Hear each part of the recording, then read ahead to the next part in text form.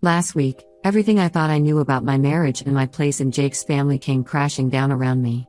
To understand how we got here, I need to take you back to the beginning. I'm Mia, 32F, and I've been married to Jake, 35M, for 6 years now. We have a beautiful daughter, Lily, 4F, and until recently, I thought we had a pretty good life. I grew up in a small town in Oregon, raised by my free-spirited single mom. We didn't have much money, but we had love and creativity in spades. Mom was an artist, always encouraging me to express myself and follow my passions. When I was 18, I left our little town for the big city of Portland, eager to explore the world and find myself. Those first few years in Portland were a whirlwind. I worked various jobs to make ends meet: barista, bookstore clerk, art gallery assistant. But it was when I stumbled into the world of burlesque that I truly felt alive. I still remember my first show, the nerves, the excitement, the rush of empowerment as I stepped onto that stage. Burlesque became my outlet, my art form, my way of celebrating my body and my sexuality. For 5 years, I lived and breathed the burlesque scene. I performed under the stage name Ruby Sparkle, and I was good at it. I made friends, gained confidence, and even won a few local awards. It was during this time that I also discovered my passion for graphic design, taking classes at a community college between performances. Then, at a friend's wedding in 2015, I met Jake. He was different from the guys I usually dated, more clean-cut, with a steady job as a lawyer. But there was something about him that drew me in. Maybe it was the way his eyes lit up when he talked about his work, or how he listened intently when I described my performances. Whatever it was, we clicked. Our relationship moved quickly. Within 6 months, we were living together. Jake was supportive of my burlesque career, often sitting in the audience, beaming with pride. He said he loved my confidence, my creativity, my zest for life. When I expressed interest in pursuing graphic design full-time, he encouraged me to go for it. A year into our relationship, Jake proposed. It was then that I met his family for the first time. The Robertsons were different. Old money, conservative values, country club memberships. Jake's father, George, 62M, was a retired judge. His mother, Martha, 60F, was involved in various charity organizations. And then there was Jake's sister, Emma, 38F, a high-powered corporate lawyer with a perpetual look of disapproval on her face. From the moment I met them, I felt like an outsider. They were polite, but I could sense their reservations. Jake had told them I was a performer and a graphic designer, but we'd agreed to keep the specifics of my burlesque career under wraps, at least until they got to know me better. The wedding was a compromise, half bohemian, for me, half traditional, for them. I could tell Jake's family wasn't entirely pleased, but they put on happy faces for Jake's sake. After the wedding, we settled into married life. I transitioned to full-time graphic design work, and a year later, we welcomed Lily into the world. Motherhood changed things for me. I loved Lily fiercely and wanted to focus on her and my design career. So, I retired from burlesque. It was a bittersweet decision, but it felt right at the time. Jake supported me through it all, helping with late-night feedings and diaper changes while I worked on building my client base. For 4 years, we lived in a kind of bubble. We'd see Jake's family at holidays and occasional Sunday dinners, where I'd grit my teeth through thinly veiled criticisms about my parenting, my career, my clothes. Jake would usually change the subject or make excuses for them. "They just need time to get to know you," he'd say. I didn't push the issue because I knew how much his family meant to him. Which brings us to last week. Jake's sister, Emma, was hosting a family barbecue at her sprawling suburban home. These gatherings are always tense for me, but I go for Jake's sake and to let Lily spend time with her cousins. The day was going as well as could be expected. I was making small talk with Jake's aunt when Emma approached us. "Mia," she said, her tone sickly sweet, "I was just telling Mom about this great new dance fitness class I've been taking. Didn't you used to be a dancer?" I felt my stomach drop. I glanced at Jake, who was across the yard, deep in conversation with his father. Yes," I said cautiously. "I did dance for a while." Emma's eyes gleamed with something I couldn't quite place. "What kind of dancing did you do? Ballet? Jazz?" I took a deep breath. I could feel the eyes of several family members on me. In that moment, I made a split-second decision to be honest. Actually, I was a burlesque dancer. The silence that followed was deafening. Emma's eyes widened in mock surprise. "Burlesque? You mean like stripping?" "It's not exactly stripping," I tried to explain, my cheeks burning.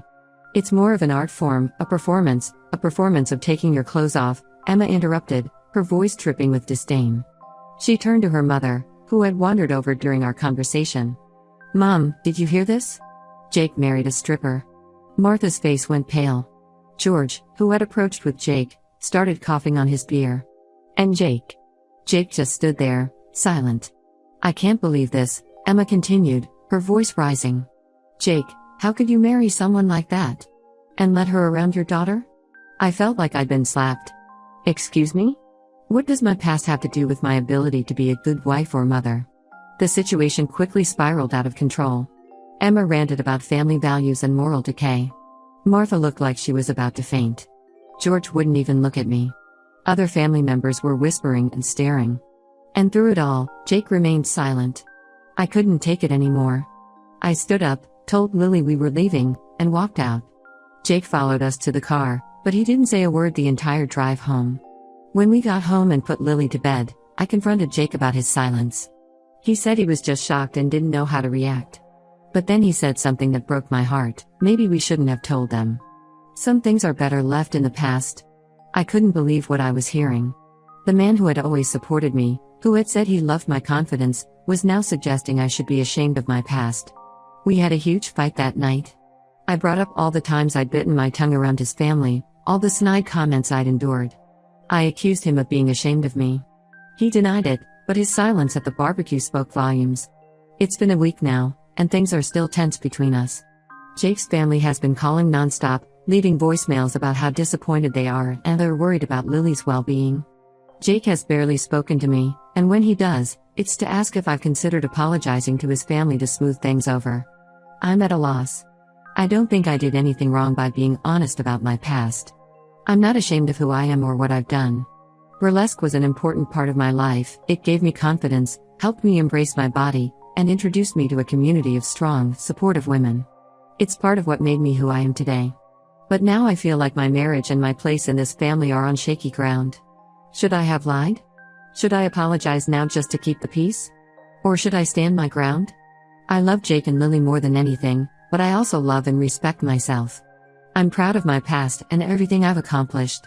I don't want to teach Lily that she should hide parts of herself to make others comfortable. At the same time, I'm scared.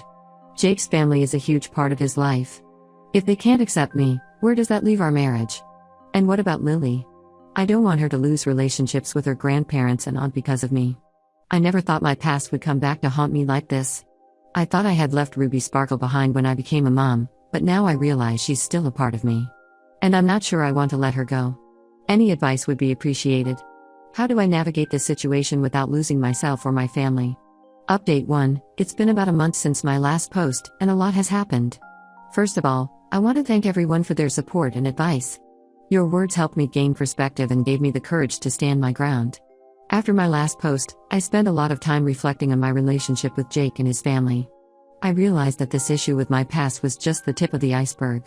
For years, I'd been trying to fit myself into a mold to please Jake's family, and in the process, I'd lost a part of myself.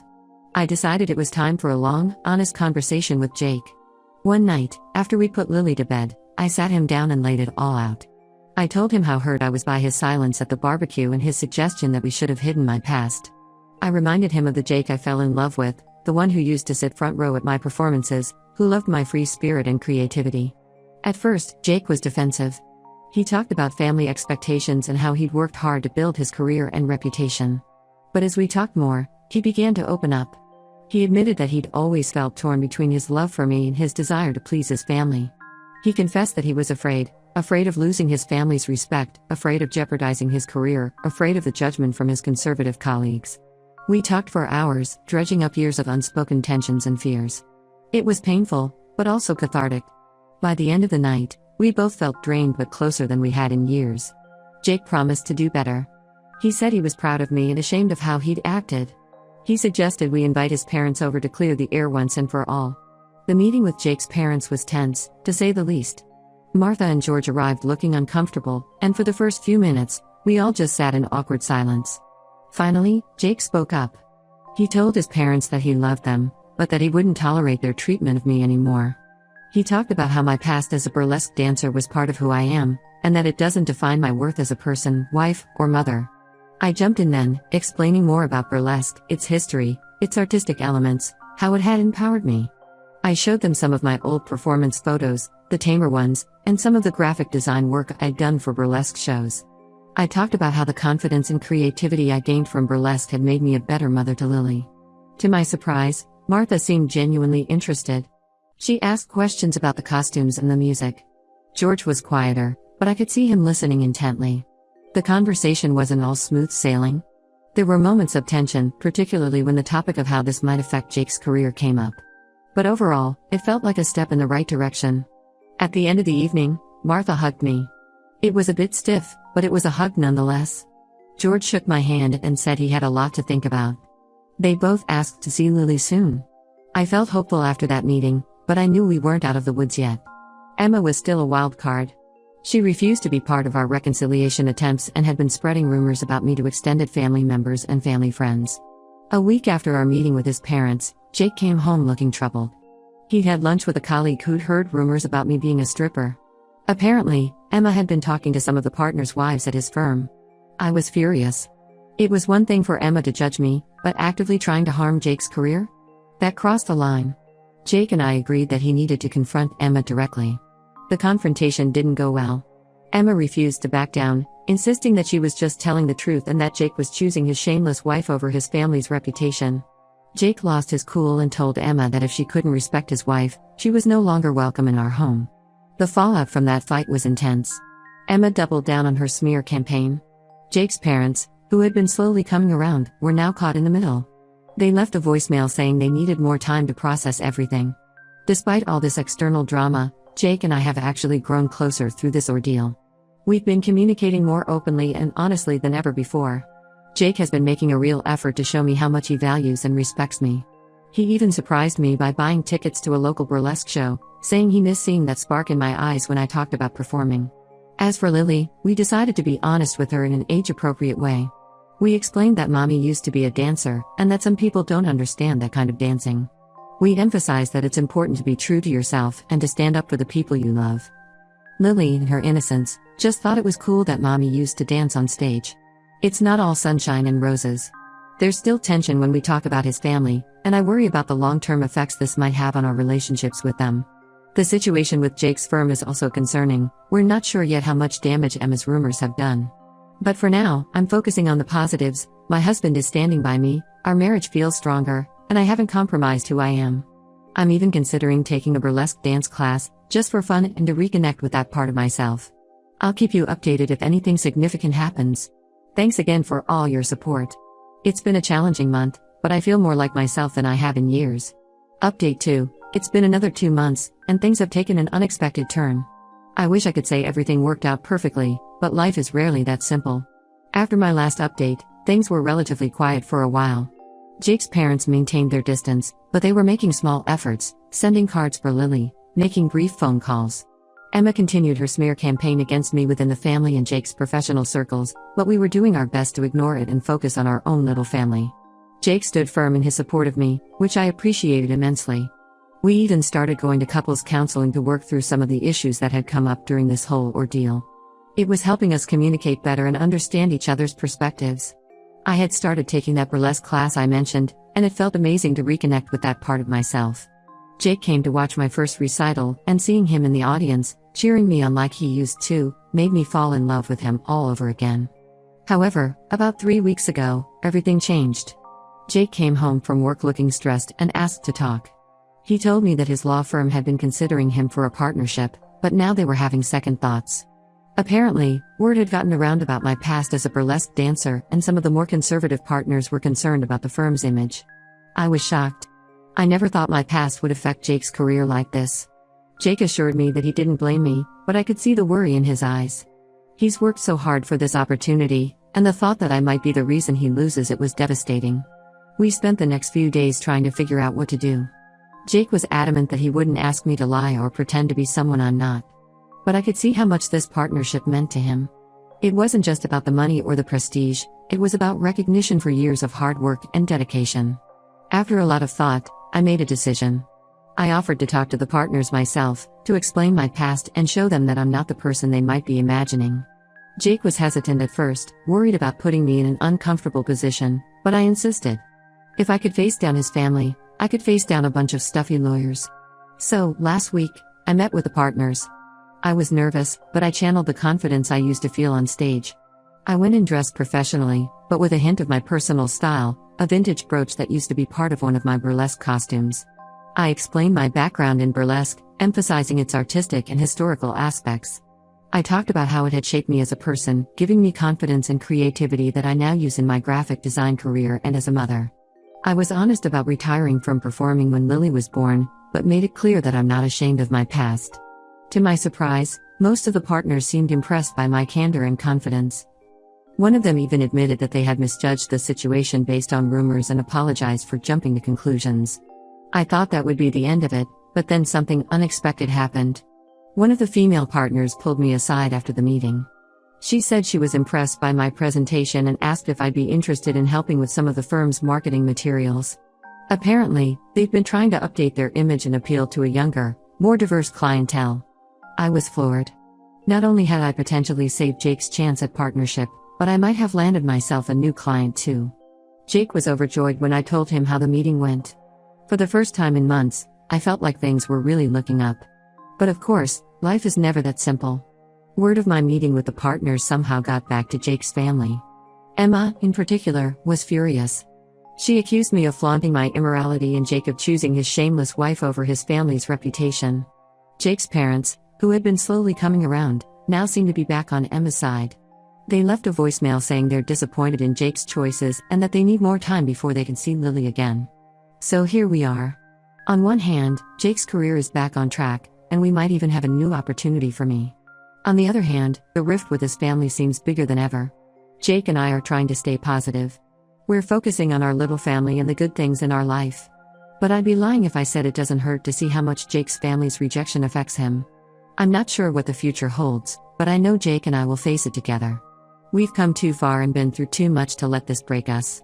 We're committed to being true to ourselves and each other, no matter what.